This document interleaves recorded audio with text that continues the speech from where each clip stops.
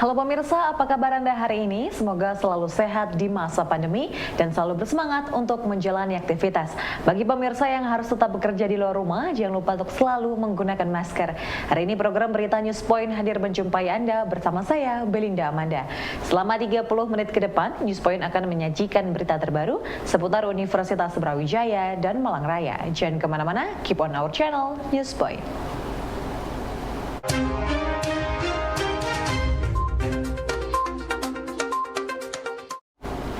Pemirsa, perilaku wisatawan pada masa pandemi ini mengalami perubahan perilaku. Hal tersebut diamati langsung oleh Kepala Desa Pujon Kidul beserta tim BUMDesa yang melihat wisatawan lebih berhati-hati ketika berwisata. Dari apa yang saya amati dari diskusi dan kemudian apa yang disampaikan para wisatawan, sangat terjadi perubahan perilaku wisatawan ini dibanding sebelum masa Covid. Para wisatawan itu lebih hati-hati gitu ya dalam rangka mereka berwisata. Mereka ingin menjaga kondisi keluarga para wisatawan, dirinya itu senantiasa dalam rangka apa? Dalam kondisi sehat, tidak tertular dan terpapar Covid. Nah, salah satunya begini, ada penurunan omset di unit-unit kami yang bergerak di pariwisata. Wisatawan tidak lagi sembrono untuk makan sembarang di situ. Mereka dipesan dibawa pulang. Ketika mereka makan pun mereka lebih mencari tempat yang privasi, jadi tidak berkerumun dan sebagainya. Kemudian yang kedua, daya beli wisatawan ini juga menurun karena memang kondisi ekonomi secara nasional juga sangat berdampak gitu ya, sehingga omset kami menurun, para penjual pusat oleh-oleh dan sebagainya juga ada penurunan. Ini perilaku wisatawan yang saya amati dan diamati oleh teman-teman di lapangan. Kemudian seperti pengunjung, salah satu pengunjung ke tempat kami di Gesos itu, mereka harus nyemprot sendiri ruangan yang padahal sudah kami semprot. Jadi ini perilaku yang sangat luar biasa. Kemudian ketika reservasi itu juga wisatawan juga menanyakan, terutama yang grup itu dari kota besar itu menanyakan kepada teman-teman di marketing di sana jarak dari rumah sakit berapa kilometer, kemudian apakah sudah tersedia pelayanan kesehatan pertama, tabung oksigen, ruang isolasi, itu ditanyakan. Dan ini terjadi ketika masa pandemi ini. Itulah yang saya sebut bahwasanya ada perubahan perilaku wisatawan. Pemirsa, untuk memantau jumlah wisatawan agar sesuai dengan ketentuan selama pandemi, BUMDesa Pujon Kidul menggunakan aplikasi yang langsung dapat melihat jumlah pengunjung secara real time. Pemantauan jumlah wisatawan setiap jamnya dalam satu hari di kawasan Kafe Sawah Pujon Kidul dapat terpantau langsung melalui smartphone. Menggunakan aplikasi pengelola wisata dan Satgas COVID-19 tingkat desa mampu melihat jumlah pengunjung. Udi Hartoko, Kades Pujon Kidul mengatakan aplikasi ini sangat membantu dalam pengelolaan kawasan wisata pada masa pandemi. Aplikasi tersebut juga tersambung kepada Kementerian Pariwisata sehingga dapat ikut memantau pengelolaan wisata dengan standar CHSE.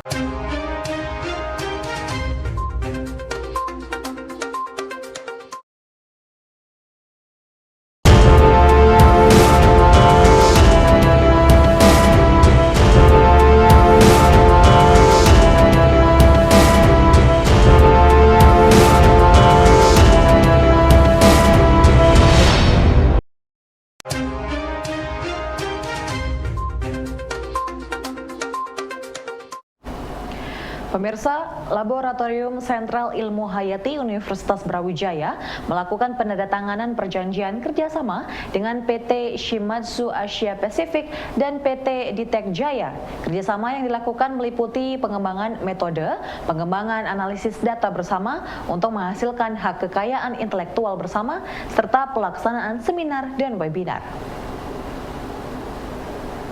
Salah satu syarat LPH itu bisa disahkan atau menjadi sebuah LPH itu harus memiliki laboratorium yang terakreditasi ISO 17025 dengan lingkup halal. Nah, kemudian LSIH memiliki persyaratan tersebut. Jadi kami terakreditasi ISO 17025 ISO dan AIC ya, itu adalah standar nasional dan internasional. Dan kemudian kami memiliki lingkup halal. Nah, dengan adanya kita kerjasama dengan PT tersebut, maka mereka akan support alat atau equipment yang dipakai untuk menganalisa lingkup halal tersebut.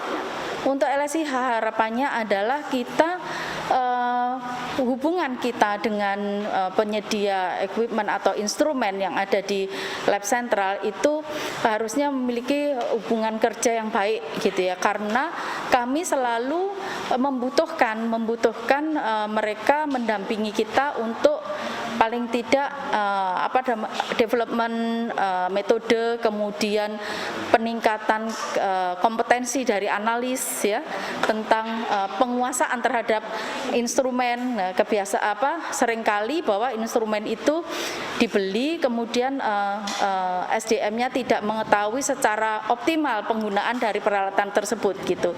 Nah, seperti itu. Jadi harapannya kami tidak sia-sia dan kemudian keberlanjutannya kita juga bisa mengikuti perkembangan peralatan yang ada di dunia bahwa untuk mendukung ISO 17025 khususnya di lingkup halal terkait LPH dan juga lingkup yang lain. Pemirsa, LSIHUB memiliki sarana laboratorium yang sudah sesuai dengan ISO 17025 lingkup halal yang dibutuhkan oleh lembaga pemeriksa halal. Menurut Ketua LSIHUB, Dr. Yuni Kilawati, LSIHUB sudah menjalin kerjasama dengan beberapa LPH untuk mendukung dari sisi ketersediaan alat laboratorium. Selain itu, bahwa Lab Sentral Ilmu Hayati ini telah menandatangani MOU dengan beberapa LPH di seluruh Indonesia, baik itu di Indonesia Timur, di Jawa Timur, di Jawa Barat, dan seterusnya, termasuk LPH yang ada di Universitas Brawijaya sendiri. Salah satu syarat LPH itu bisa disahkan atau menjadi sebuah LPH itu harus memiliki laboratorium yang terakreditasi ISO 17025 dengan lingkup halal. Nah, kemudian LSIH memiliki persyaratan tersebut. Jadi kami terakreditasi ISO 17025, ISO dan AIC ya, itu adalah standar nasional dan internasional. Dan kemudian kami memiliki lingkup halal. Nah, dengan adanya kita kerjasama dengan PT tersebut, maka mereka akan support alat atau equipment yang dipakai untuk menganalisa lingkup halal tersebut. Pemirsa, gelombang ketiga kasus COVID-19 Omikron di Kabupaten Malang kian meningkat. Update penambahan jumlah kasus aktif COVID-19 di Kabupaten Malang mencapai 1.700 lebih. Hal ini sesuai dengan prediksi outbreak COVID-19 dari pemerintah pusat, di mana kenaikan kasus akan terjadi di bulan Februari dan Maret 2022. Meski demikian, Kepala Dinas Kesehatan Kabupaten Malang, Dr. Arbani Muktiwibowo menghimbau untuk masyarakat bisa tidak panik, namun tetap waspada. Bagi penderita komorbid lansia, ibu hamil, dan golongan rentan dihimbau untuk mengurangi mobilitas. Omikron di Kabupaten Malang ya sebenarnya sama dengan kabupaten kota lain di Jawa Timur dan mungkin juga di provinsi lain ya. Ini sudah merebak di Kabupaten Malang. Dan hari ini kasus aktif di Kabupaten Malang itu kurang lebih jumlahnya sudah 1.700 hari ini, per hari ini. Kasus aktif, jadi yang masih aktif. Ya. Jadi memang seperti yang disampaikan oleh pimpinan pusat ya baik itu dari Kementerian Kesehatan maupun Menko Marves ya, bahwa ternyata memang prediksi outbreak COVID ini akan terjadi di bulan-bulan Februari dan Maret ini, dan itu terbukti ya. Dan varian yang baru ini yaitu Omikron ya, itu ternyata memang sifatnya sangat infeksius dibanding varian COVID yang lain seperti Delta dan Alpha yang lalu ya. Ini dibuktikan dalam beberapa hari saja ya, kurang lebih 3 minggu terakhir ini, itu kasus aktif harian kita selalu mulai dari 100 sampai 350 per hari. Ya, namun para masyarakat tidak perlu khawatir sebenarnya. Ya, meskipun Omikron ini ya infeksius, namun masyarakat tidak perlu panik, tapi tetap waspada bahwa angka kesembuhan harian pun cukup tinggi. Jadi meskipun angka penambahan kasus itu di atas 200, tapi angka kesembuhan kita juga mendekati 200 setiap hari. Jadi secara infeksi dia infeksius, namun secara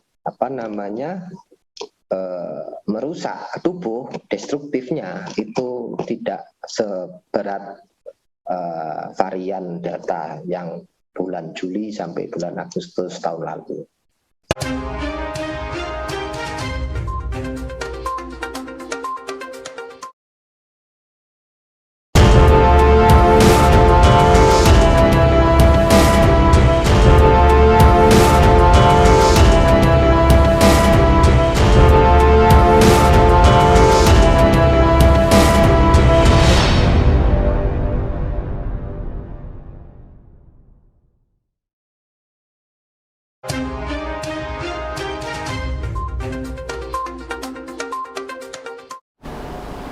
Pemirsa, Universitas Brawijaya pada hari ini menggelar sosialisasi penerimaan mahasiswa baru tahun 2022. Sekretaris Direktorat Administrasi dan Layanan Akademik Universitas Brawijaya, Heri Prawoto, seusai acara kepada Newspoint, mengatakan pada penerimaan mahasiswa baru tahun ini, kuota pada jalur SNMPTN dan SBMPTN turun 10% menjadi masing-masing 20% dan di jalur mandiri bertambah menjadi 50%. Sebenarnya bukan turun ya. Jadi untuk jalur SN sama SBMPTN itu adalah SN turunnya 10%, kemudian SBMPTN turunnya juga 10%. Jadi adalah 20% di SN, 30% di SBMPTN, dan kenaikan ada di jalur mandiri. Karena ini sesuai dengan aturan yang ada di perguruan tinggi PTNBH. Jadi bukan UB semata yang punya ketentuan, tapi sudah digariskan dari LTMPT bahwa batas kuota itu sesuai dengan yang sudah ditetapkan dari LTMPT. Jadi tesnya bahasa Inggris. Jadi itu menjadi salah satu paket tes yang nanti akan diterima oleh siswa.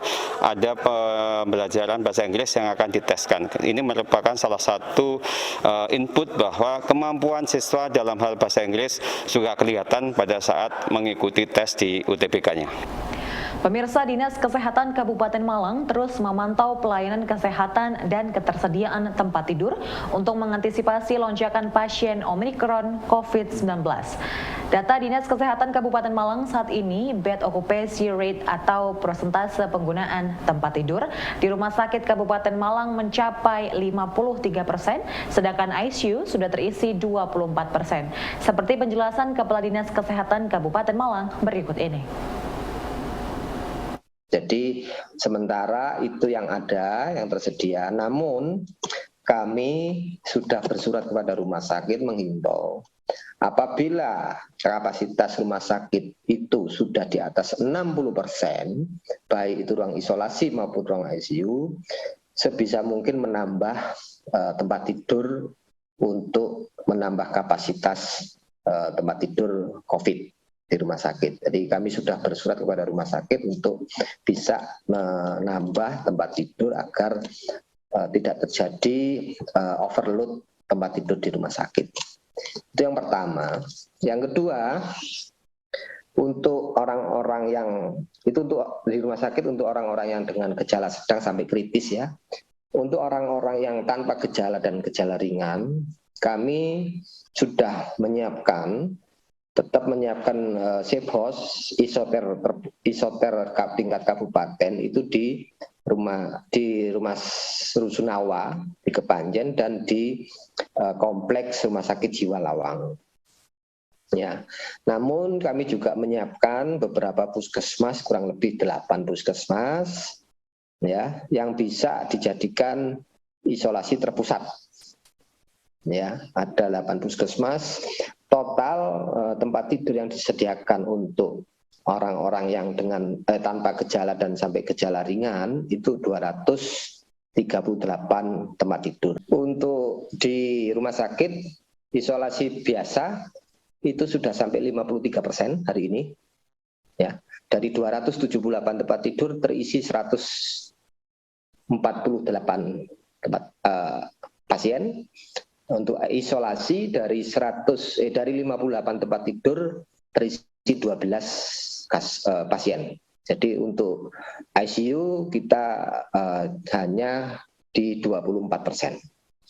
Untuk di isoter sedikit sekali ya. Untuk di Rusunawa kurang lebih 40% terisi, 40% bornya. Di Lawang kemarin baru terisi 5 orang dan di isoter 8 puskesmas yang lain masih kosong. Pemirsa, Sekretaris Direktorat Administrasi dan Layanan Akademik Universitas Brawijaya, Heri Prawoto mengatakan bagi peserta jalur SNMPTN, SBMPTN, dan seleksi mandiri di Universitas Brawijaya harus memastikan dalam memilih program studi adalah program studi yang kuota lebih banyak dengan persaingan yang lebih kecil. Pernyataan ini disampaikan usai memberikan pengarahan pada sosialisasi penerimaan mahasiswa baru di tahun 2022. Jadi pastikan pemilihan prodinya adalah prodi yang mungkin kuotanya bisa yang lebih banyak. Terus kemudian persaingan yang mungkin lebih kecil. Dan kedua adalah bidang kesehatan. Jangan sampai Anda memilih prodi di bidang kesehatan, tetapi Anda mengalami permasalahan di kesehatan Anda. Seperti contoh, Anda buta warna. Sehingga kalau Anda sudah diterima, kemudian nanti ternyata dites itu buta warna, Anda akan dipindahkan ke prodi yang tidak mensyaratkan buta warna. Jadi ini banyak terjadi pada siswa-siswa yang tidak melakukan tes secara sendiri apabila punya gejala atau punya informasi ternyata dia buta warna. Itu aja yang sering terjadi kita hadapi.